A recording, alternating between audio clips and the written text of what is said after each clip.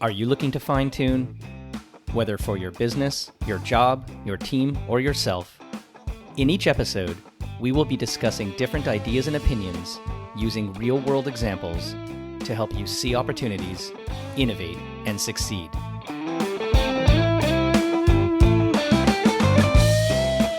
Hi, it's Corby Fine, and welcome to Fine Tune.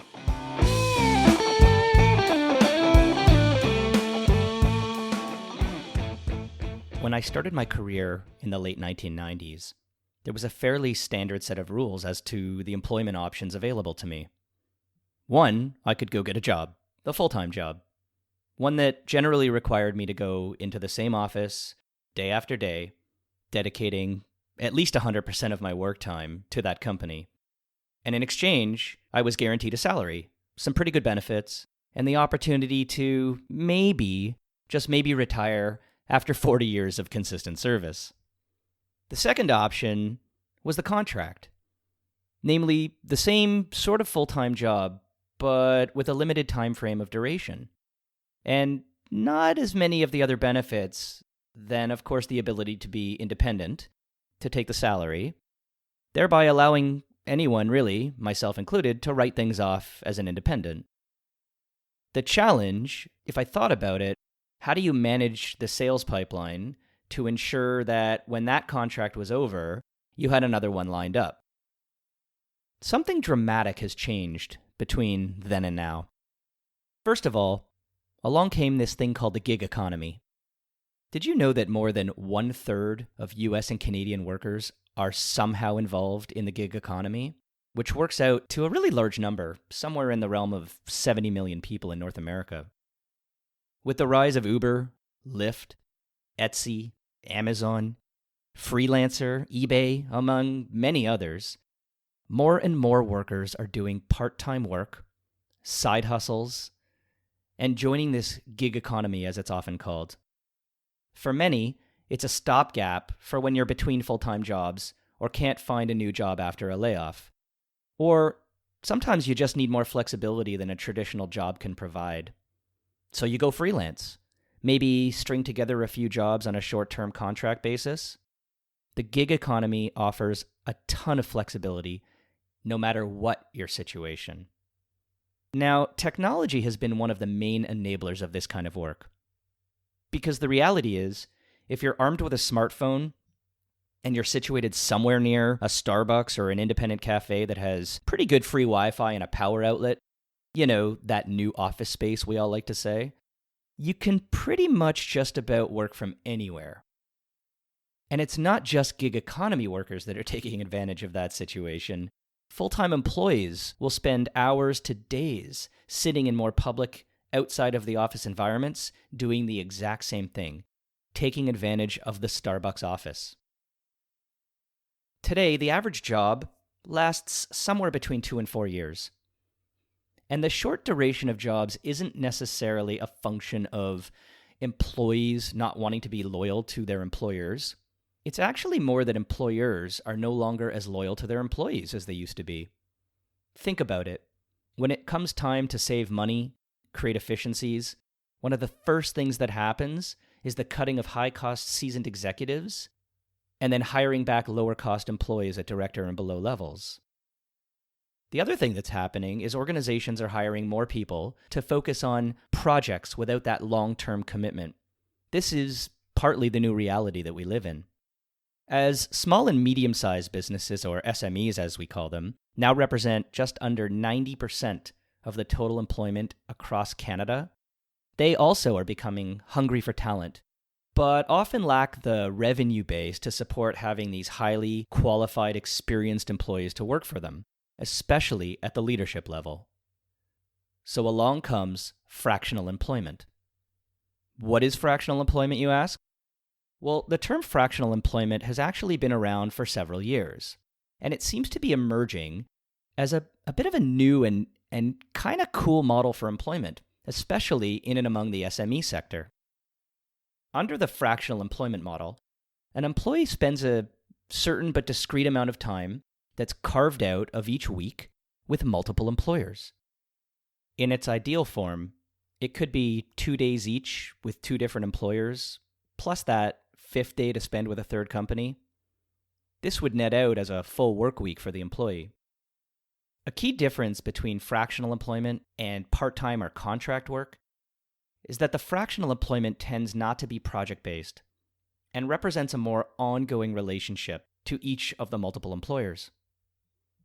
Hours tend to be more regular than part-time, at least days are. A fractional executive might devote, let's say, Monday and Tuesday to client A, Wednesday to client B, and so on. So the employer has a clear understanding of when they are available. Now, this seems pretty perfect, and the reality is it doesn't always work that way. Hours tend to be more regular than part-time, but is it really easy to say that an organization will wait for their next meeting on Tuesday when they've got things to do in between?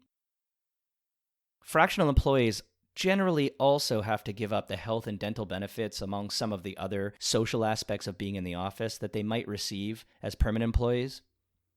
But in return, they have a lot more flexibility and control over their own working hours. For older workers coming from more traditional corporate cultures, it could be an opportunity to better realize a work-life balance. So why fractional work?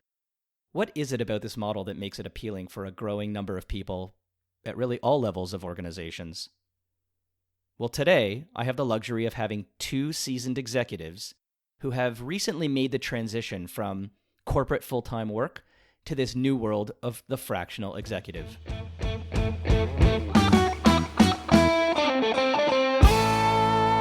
So my first guest today is Rory Capern. Rory, why don't you give the audience a little bit about yourself? Sure. I'm a Canadian tech and media guy who never left Toronto. Over the course of the last 10 years, I guess, I've been working in large international platform companies, Microsoft, Google, and Twitter. I was head of partnerships for Google and then ran Twitter here in Canada for a few years. Was most recently at Palmerex, worked with Sam Sebastian and a few other folks that I've known for a really long time, bringing the lessons of running these international platforms in Canada to a Canadian headquartered company to do the same thing. In January of this year, I started my own company, Rory Capern Advisory Services. Not that inventive on the brand level, but my objective in this last chapter, the chapter that I'm currently in, is to answer the call of a number of scaling Canadian technology companies to help them grow effectively and apply what I've learned over the course of the last 20 years or so to a sector that I'm deeply passionate about across multiple companies at once. It's a really exciting run. And our other guest today is Chris Hodgson. Chris, why don't you give your background as well?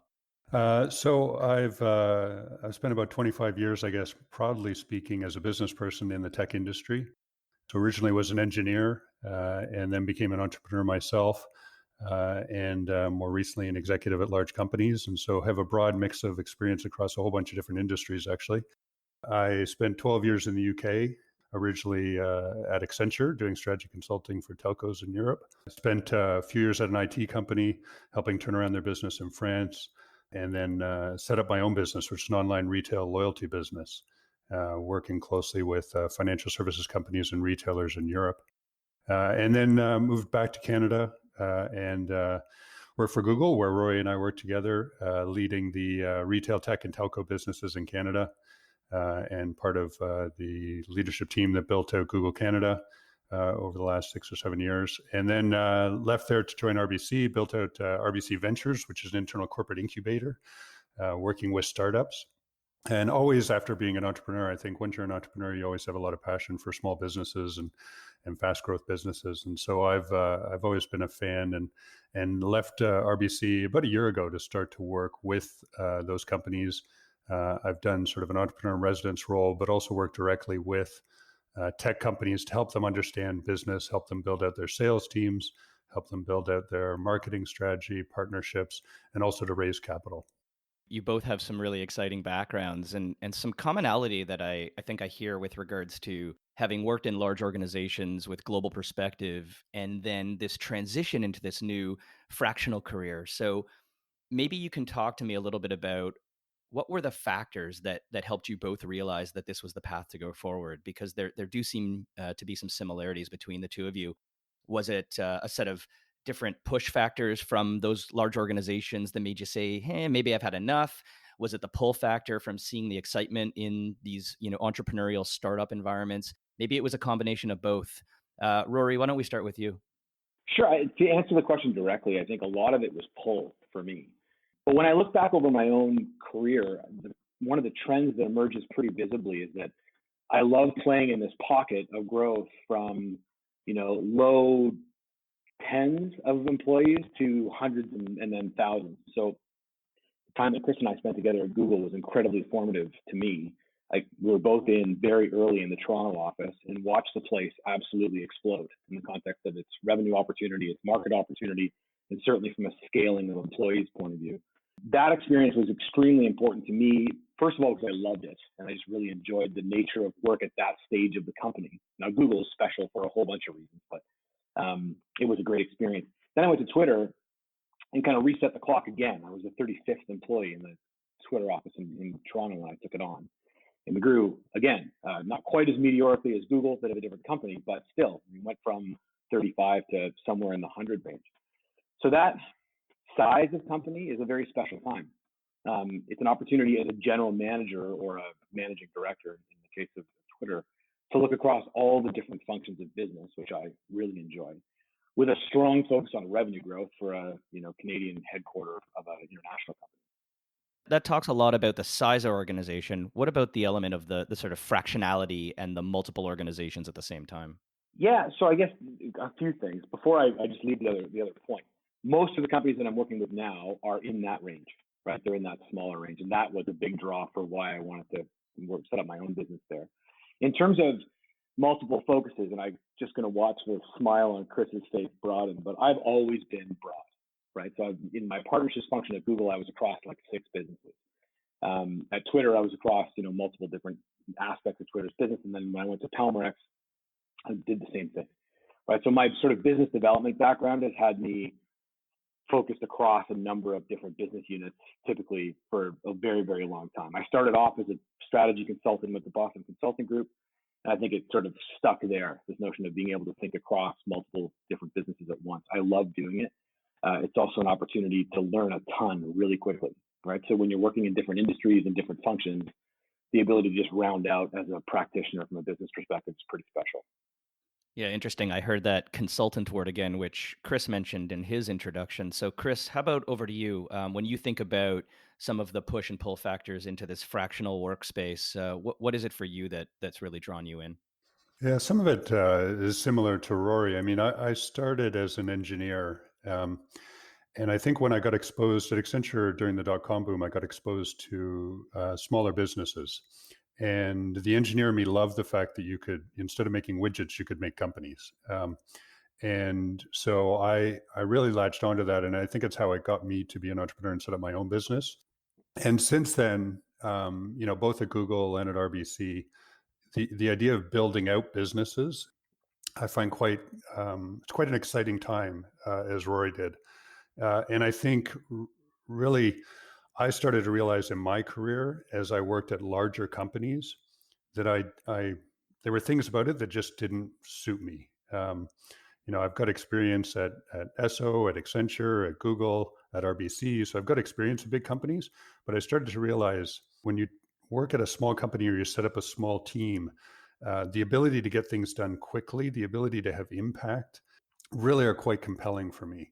And you surround yourself with people who often are owners of the business and are so passionate about what they're doing because of that I really find it's a very dynamic, very interesting area to work in.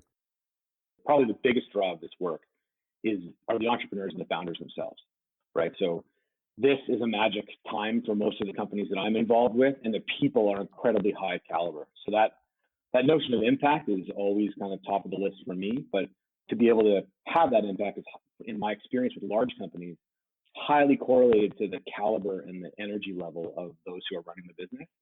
And this is a sweet spot for me. So I get to work with like 5 CEOs and their founding teams who are really driven, have a real vision for what they're trying to do, and prepared to work really hard to make it happen. And I just love that environment. Yeah, I was going to actually follow up on that word impact, which I think is really meaningful. And I'll tie it to a broader question, which is when you think about the ability to work with different organizations in a fractional model, and I do want to come back to the sort of day in the life.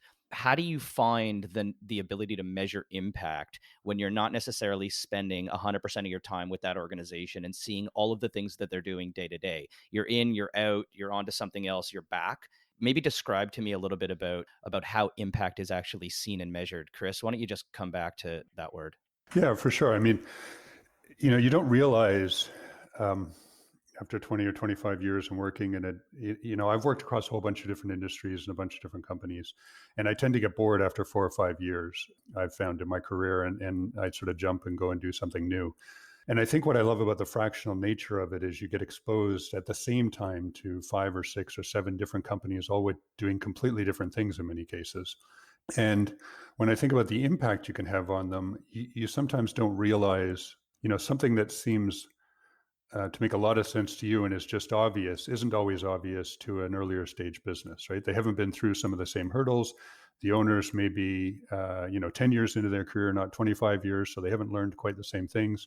So even when you think of something like, I had a call the other day with one of the companies I work with about recruiting, and they were, it seems mundane, but we ended up in a conversation around job titles. And we started to go down a route about how do you actually do career ladders? They're a 20-person company, but they have 10 million in revenue, but they don't even understand the idea of, salary bands and promotions into salary bands, and how to think about that relative to job titles and stuff. And so just exposing them to that, you can instantly see how their eyes, the light bulb goes off. And they go, okay, we understand that would be a lot of sense. I don't want to impose bureaucracy into an organization like that, but you can expose them very quickly to something that perhaps they haven't come across. So for the engineer who loves diversity playing HR manager, I can see the appeal there. Rory, how about you? How have you seen sort of the notion of impact in what you're doing? So this is something I've spent a lot of time thinking about, and really even in advance of launching. Having come from a consulting career and worked with a number of consultants, I really wanted to stay away from that dynamic. Right? I didn't want to come in and wave my hands and explain to people what I thought and then leave. So I have taken two different approaches depending on the nature of the need of the companies that I'm working with. On the one hand, I'll call it sort of CEO whisperer, kind of working with the CEO of the company to structure things and make decisions. But from an impact perspective, my own hurdle is on articulating how the business will change and how we can actually measure that. Right. So in some cases, it's quality of decisions. In examples like Chris mentions, when it's hiring, it's the quality of the hire and the retention of those people and how happy we are with the result of having landed people onto the team. Even in areas where it's soft, I've really tried to, put some boxes around how I can measure the impact that I'm having. On the other side, I've taken on a fractional chief revenue officer role in a number of cases, and that's a lot easier, right? It's about putting points on the board and actually driving results from a sales and revenue growth perspective. Challenging in the context of fractional work, because to your earlier point, you're not in the business every day, but the nature of my own engagement I've structured so that we can be very clear about what benefit accrues based on the work that I'm doing. No, that's great. So are you guys finding that as you're doing this type of work and splitting your time and you're focusing your energy amongst these different organizations, that the leadership and the teams that you're working with, where you've been brought in, are they treating you like full members of the team? Are they thinking about you as a contract consultant, gun for hire? Or are they thinking about you as someone that's, even though physically not always there, someone that can be leveraged with those key tough questions and decisions at any given time? Maybe Rory, why don't you start? Sure. I mean, what I would tell you is it's probably the very first and the very last of that list that you just gave. I've been really lucky. So I'm working with 5 different businesses right now in slightly different ways, but all of them, I think I can say with confidence, treat me as if I'm an executive team member for the most part, if not, a board member even in some cases. So the relationship is definitely formalized in that context, right? I'm not drifting in and out of the business. I've got specific things that I need to do and I'm delivering them. I would say there's 2 different contexts though. In some cases, I've taken individual objectives and I'm just sort of hammering them out, right? I've got things that I need to deliver and I'm doing that.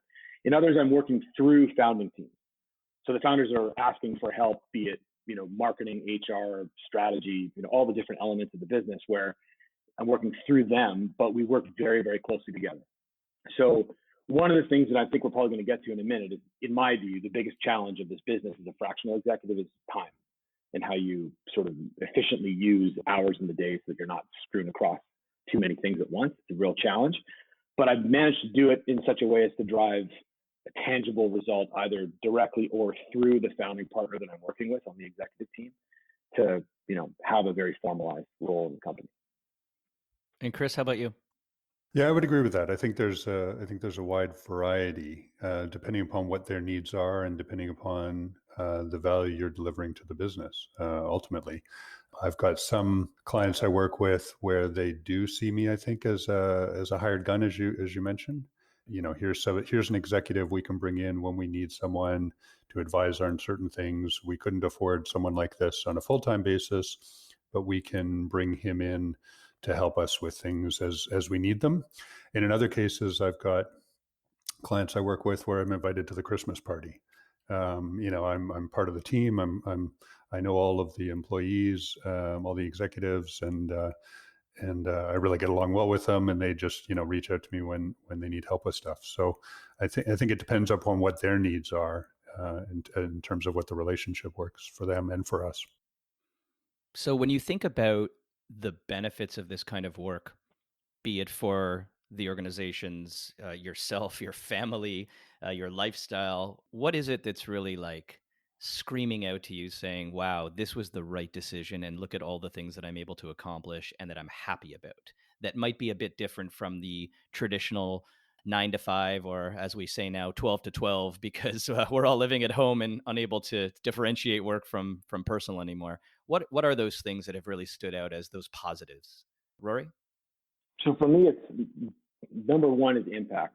Now we keep coming back to this word, but I would tell you that over the course of the last 20 years of a career spent mostly in large companies, where I have chafed professionally and become frustrated is in the ability to get things done at the pace that they need to be done, right? The market doesn't wait for companies to do things. The market just acts on its own. Working in this regard across, 5 different businesses that are all chosen, or, we chose each other because of this commonality of orientation, I'm finding that I'm getting a lot done in a very protracted period of time, or a very short period of time. That's the first thing. I think the other piece too is I have, and I think Chris mentioned this as well in his case, I'm very entrepreneurially driven to begin with. And the ability to structure my own time, my own life, focus the things that I'm interested in, have a little bit more authorship over the work that I'm doing.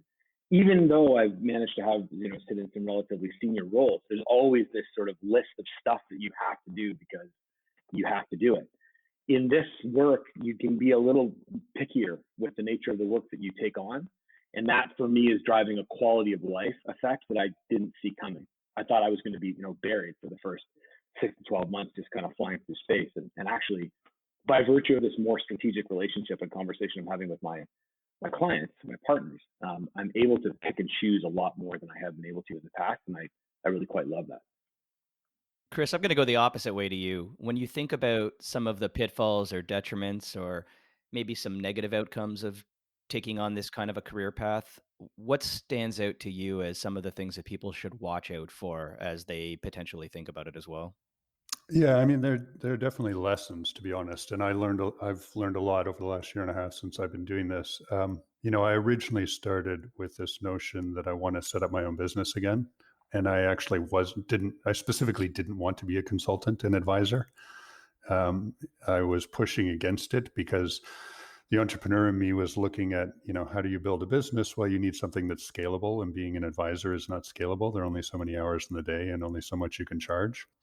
And so I have to say, I fought it for a good 4 to 6 months, and I was doing it on the side as a way to earn some income and to get through to setting up my own business. And I started to realize, actually, I'm really enjoying this. And so that was the first insight for me. What I enjoyed many of the same things that Rory said, but I did think this isn't a scalable thing that I want to do forever, because I just didn't think it was that scalable and that exciting. But actually, now that I've done it, what's exciting is working with a variety of companies. And as Roy said, having the choice to choose who you work with. Right? When you start with a company, so many friends now who've worked with large companies. And I was just talking to a family member yesterday who's at a large company. He started 2 months ago and he's hating it. He doesn't like his job. He doesn't like his boss. He doesn't like the culture. And he feels he's been sold something by a headhunter that's not the reality of what he's doing. And now he's trapped in it. And I think the ability to sort of turn down clients that you don't want to work with because you don't like them or you don't like their business is quite powerful. I do think when it comes to the learnings, what's also important is understanding there's a material shift in the commercials if you charge hourly or you charge daily.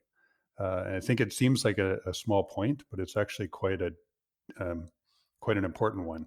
And what I mean by that is, a lawyer that charges every 6 minutes, you don't realize there's a reason for that, right? You don't realize how much of your day is spent doing little 3 minute or 6 minute long things. And if you just charge a client for an hour on an hourly basis, I'll just work the number of hours you hire me. You typically don't end up charging them for the 15 small little things you do that took 6 minutes. And so I think one of my lessons earlier on is I started to work with clients just, hey, I'll charge you an hourly rate. We'll set up, an hour a week. What I hadn't realized is I was having an hour call with them every week, but also spending 3 hours that I wasn't charging them outside of that call. And they weren't expecting me because they just thought it was an hour. So it's difficult to keep track of all those small things. So this idea of shifting that mentality, and Rory was quite good at this, shifting that mentality to say, look, I actually can do more with you and I can have a bigger impact. Like an hour a week is not enough for me to actually understand your business, have an impact on your business. A day a week, I can actually get into the weeds.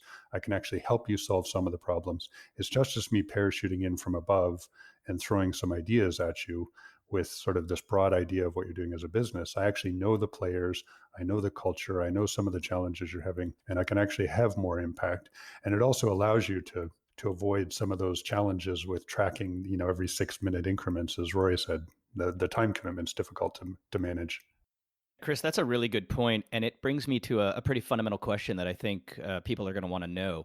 So, Rory, talk to me. Day in the life. When you think about what Chris just described with regards to having the ability to have the day committed as opposed to the 1 hour call and all the benefits that opens up downstream, how do you manage your day knowing that today you're with company X, tomorrow you're with company Y, and so on? Maybe talk a little bit about what that looks like. Yeah, well, as much as I appreciate the compliment from Chris, I have no great solutions for this yet. What I would tell you is I structured my work that way because I felt like I was going to need 8 hours a week to be able to have the impact for sure. When I first started, remember I'm 3 months or 4 months in here. So like, don't want to come across as the all-knowing Swami of fractional executive work, but the idea was that I would, exactly as you just sort of queued up. Like Monday is for this client, Tuesday is for that client. Within about a day and a half, that was gone. And the reason is that business doesn't wait for your Tuesday, right? Like there are key meetings, there are issues that have to be dealt with, there are emails flying across. You start playing in the pocket of with these companies in the context of what they're dealing with, and when you're needed, you're needed. So, my commitments are the amount of time in a week that I'll give to a client or provide for a client is a day. What I would tell you is they're all getting a hell of a deal on that metric. It's a lot more than 8 hours a week. But that's okay, right? I mean, the idea is to try and get comfortable with the notion that there's value for, dollars being exchanged. I think that's been very much the case. But this is the pain point of this business, right? So if you are a highly structured individual who needs to know exactly what they're going to do in every hour of the day, I actually got pretty good at that while I was working in a large company. Like structuring my time became a really important piece of my work. I've had to shift right out of that. Right now, I'm responding to the needs of, 5 different businesses. As things come up, there's a need to be able to structure the companies so that you're not constantly dealing in the chafe or the sort of the wash of all the work that comes from these businesses. But you also can't tell them that, sorry, it's Tuesday and I can't help you today because today belongs to another client. So I'm still very much trying to figure all that out. What I would tell you is what was supposed to have been 5 days of work is probably looking more like 10 a week in the context of total hours right now, especially as I kind of get better at this. But I definitely love it and wouldn't trade it. I, I think one thing to keep in mind as part of that is also you need to have a very open conversation with the clients about that, right? Because you can end up in a situation, as Roy said, where and it's fine over a short period where you're working more hours than what you're charging them or what you agreed with them. But over the long term, that's not going to work out well if you start to get frustrated by the situation. I think you need to have a very open conversation with them, and a relationship where you can have that conversation, either where they can be comfortable coming to you saying, "Hey, with an employee, it would be very easy for them to say, "Hey, you sort of screwed up here as part of your performance review," or "You really hit it out of the park," and they need to be able to do that to you as an advisor, and you need to be able to go to them and say, "Hey, last month was pretty onerous. I'm happy to do that, but we should just keep monitoring it and make sure it's not going to be like that for too long, because I can't keep up that pace, or we'll have to sort of renegotiate how we figure things out, but do it in a very respectful way where you have that kind of dynamic." Corby, what I would also maybe add to that too is that in the beginning, I think I was a lot more vigilant of the hours put in my clients' work. Right, so I was like logging everything and like making sure that actually, the longer we work together, and I think the more successful the relationship, the more they're focused on the output and not on the input, right? But it takes time to deliver that kind of trust and actually to be able to drive those kinds of results for the money that's being spent. Yeah, I agree with that. So I hear a really interesting tip there that I think applies not just to this kind of work, but in general. Try and set the expectations to focus on the output and not the input of how you get there. And I think that works regardless of whether you're a 9 to 5 or whether you're a fractional executive, irrelevant. Chris, coming back to something you said, you talked about your friend being, quote, stuck in the corporate gig that maybe he or she wasn't so happy with. So I'm going to ask the blunt question.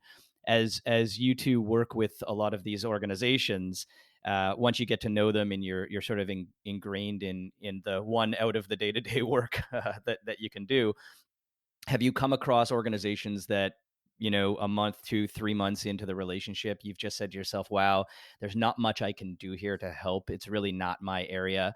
And how do you bridge that conversation if you have, basically, have you been, quote, stuck feeling like you're sort of in a situation that isn't really for you?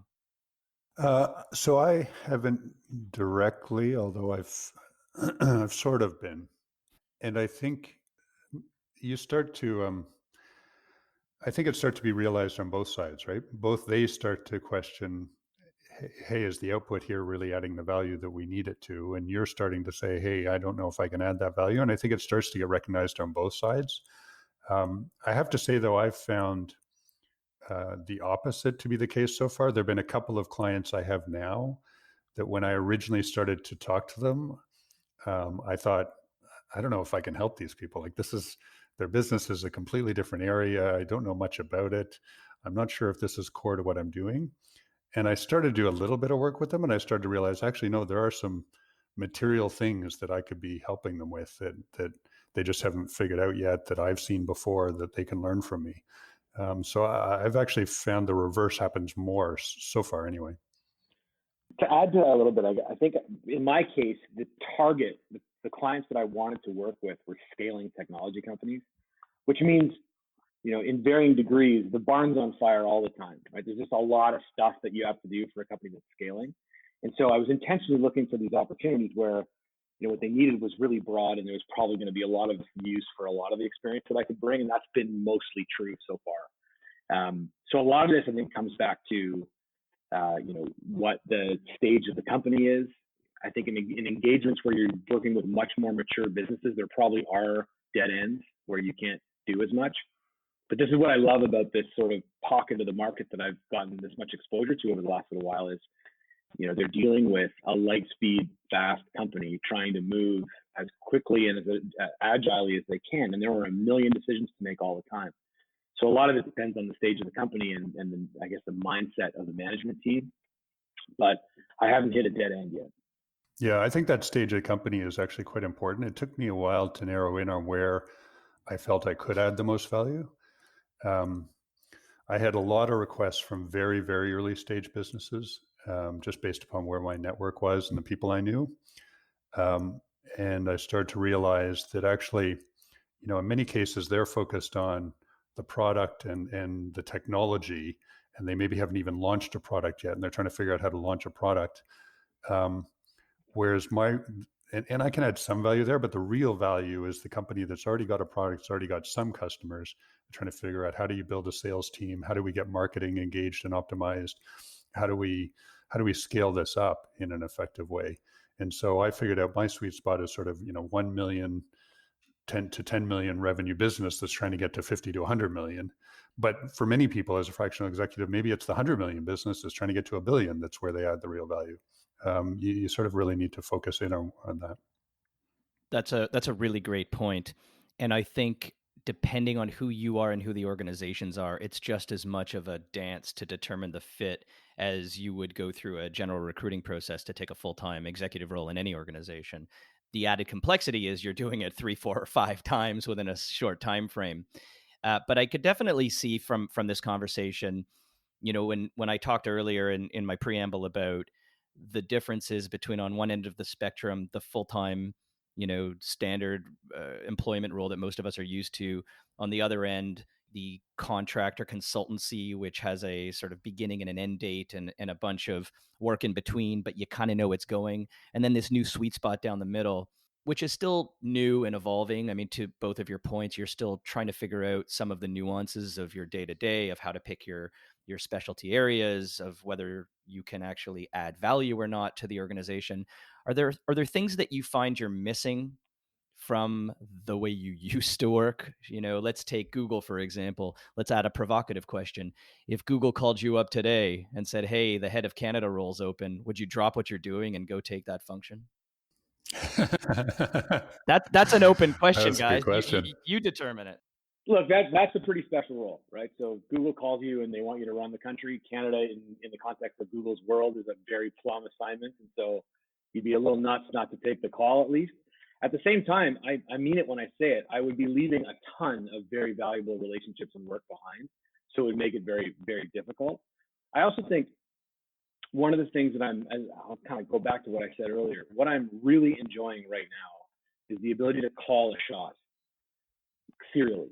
Right. So what do you want to work on next? What's the thing that's going to drive the most impact, and have lots of authorship over that? Not speaking to Google directly, but in many large companies' senior roles, there's a lot of encumbrance around what you can and can't do. And I think that's what I would probably feel the most going back into a large organization, is the ability to actually do the things that you want to be able to do at the speed that you want to do them. I think for me, it would come down to the being part of a team. We're part of the executive team and helping these businesses, but it is a bit different. The dynamics are a bit different. When I've been at Google or RBC or Accenture or other organizations, there's something inherently great about being part of that team where you feel you're all in it together. And I don't have quite that same feeling, right? You still feel part of the team, but it's not quite the same feeling. So I think if you're someone who can't sort of live without the team and can't operate somewhat independently, I think you'll miss that a lot. I certainly don't miss the number of unproductive meetings that I had at large companies. There's the meeting for the sake of communicating rather than actually making decisions and getting stuff done. I'd say 95% of the meetings I have now are to deal with specific decisions and just getting stuff done. And that's far more compelling for me. One of the observations that I'd also share is that I find myself deliberately going to client offices for that reason. I mean, Google had a killer office, but most of the experience that I've had with some of these larger companies have involved these amazing spaces where you gather with very smart people on a very regular basis to jam, right? And whether it's productive or unproductive time is sort of a conversation for another day, but it's valuable from a social perspective. And in a world where I could be working remotely all the time, I find myself in client offices as much as possible to get that sense of connection, for sure. So that's another aspect of this that I think you got to be ready for. It can be isolating from a social perspective. Yeah, that's really great. So let me just throw the last question at both of you, and maybe we'll go right back to Rory. When you just think about a friend, a neighbor, a coworker who says to you, "Hey, I really love what you're doing. It's inspiring me to try and do the same thing." What are the 2 or 3 really solid pieces of support that you would want to give them, of those tips that say, "Here's how you start down this path"? Sure. It's actually not that different from what I would give to anybody about their career in general, right? I mean, rule one is know yourself. Understand where you can add value, what strengths you bring to the table, and how that sort of matches to the needs of a client. And spend a lot of time on that upfront. If you don't get that right, you have a mismatch and a sort of a dead end right away, but it's also not the most productive use of time and probably exacerbates a lot of the issues that we've seen as sort of negatives. The second thing is go for it. I mean, my view is what's so cool about this market that I've kind of, backed my way into is that there's a lot of authorship here. So one person's definition of fractional executiveship doesn't hold for everybody. And the ability to really try and put a business together that represents the best of who you are and the best of the opportunity to have a real impact while also running your own company and enjoying the financial success that comes from that is very liberating. And I think solves for a lot of the frustration points that many people deal with in their large corporate careers that they have options for. And so, yeah, I guess those 2 things. 1, know yourself, and 2, take the step if you think you want to do it. And Chris, how about you? Yeah, I agree with those completely. I think the other thing I'd add is perhaps have a realistic look at your network and the ways in which you can reach out to those clients and try to understand how am I going to. You don't need 100 of them, right? You don't even need 10 of them. You need 3 or 4 or 5 of them. But how am I going to open the first clients and have those 3 or 4 to begin with? And quite often, if you haven't done this before, it's going to be your friendly network, friendly connections who are actually willing to take a risk with you and bring you on this basis. It's going to be harder if it's a cold call to someone you don't know. And so try to take a realistic look at your network and who potentially could be a client or your initial clients. That's really good advice. I heard a lot of strong things today. I think some takeaways from my perspective. One, a line that Chris, you used earlier, the ability to know that you're helping build businesses versus widgets is one of the draw factors into this kind of work. You're helping people build their businesses as opposed to taking it on yourself. That was really strong. The whole concept of setting the expectations with the client up front in terms of focusing on the output as opposed to the input. So don't worry so much about, as Rory says, documenting the 10-minute phone call that your lawyer might do. And as Chris says, it's more about focusing on what you're going to deliver at the end of the day. So don't worry about how I get there. Just trust that I'm going to help you get there. That's really key. And I think applies not just to this kind of work, but in general.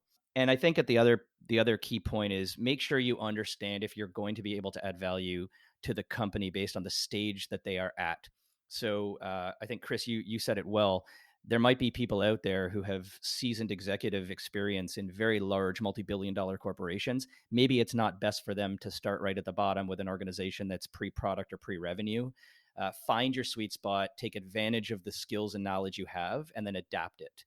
And then finally, in those key points at the end, I think that last point was really, really critical. The combination of Rory saying, know yourself, understand what you can bring to the table, but Chris's comment around, and then take a look at your network and see where that might match up. So all of those things together, I think, are really good. So I want to thank you both for spending the time with me this morning. I know there's a ton of things here that our listeners will take away. And knowing you both personally, knowing the value that you've brought to your previous careers and organizations, I can't wait to see what happens with the smaller, more nimble startups that you're working with now. I'm sure we will all be customers of many of them at one point in the near future. So thank you very much. And, as we say nowadays, stay safe and enjoy the rest of the day. Thanks a lot, Corby. Thanks very much, Corby. Thanks for having me. Thanks, guys.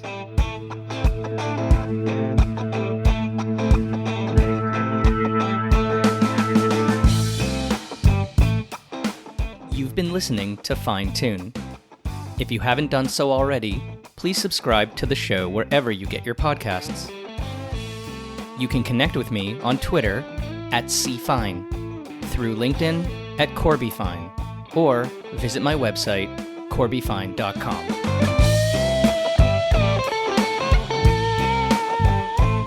Fine Tune is produced by me, Corby Fine. Thanks for listening.